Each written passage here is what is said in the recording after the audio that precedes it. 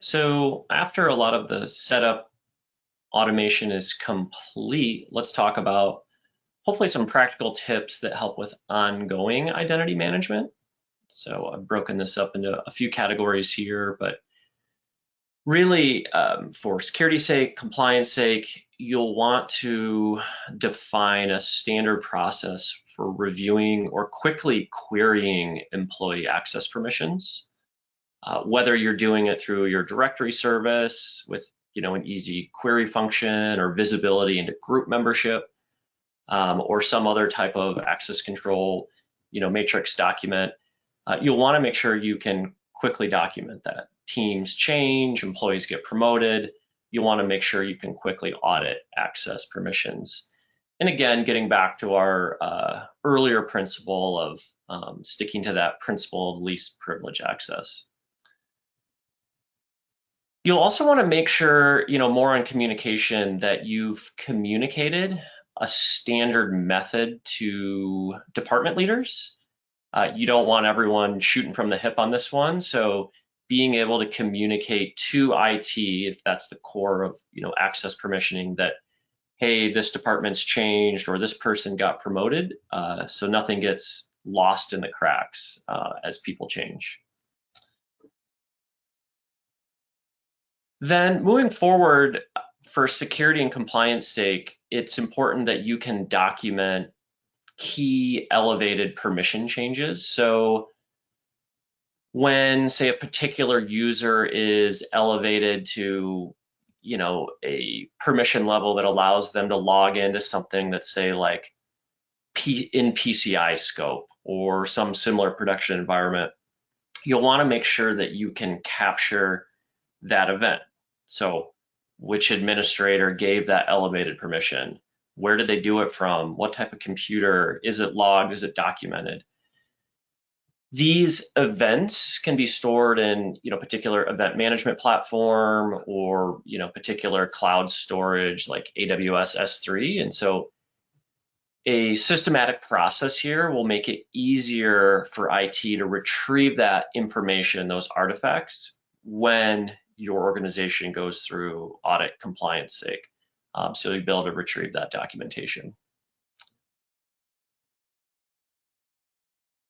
Then moving on to offboarding, there's definitely security risks involved in this step of the equation. So we're going to highlight some of that here, and then we'll jump into some practical tips. So any type of misstep or improper offboarding of employees or contractors can carry significant risks. So potential leaking of sensitive information, maybe an employee has files saved on their device and that device wasn't properly shut off.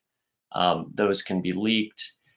Former employee accounts can be hacked if they're just orphaned and not properly deprovisioned. Open backdoors can be left open for bad actors to get in, hack key organizational information or get into key business applications. So those are some of the security risks involved in the offboarding step. And we'll jump into a little example here, I think, to get into some specifics around offboarding and compliance.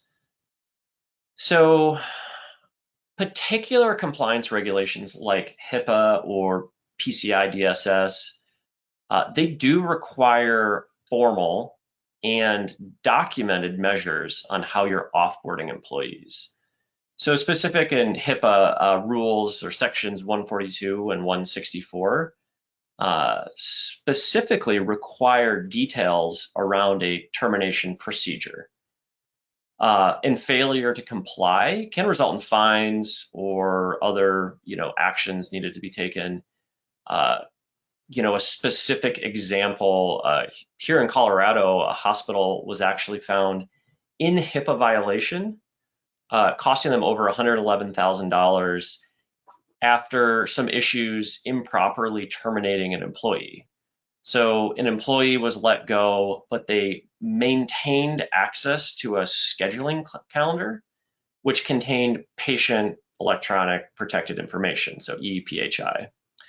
So this violated the HIPAA standard.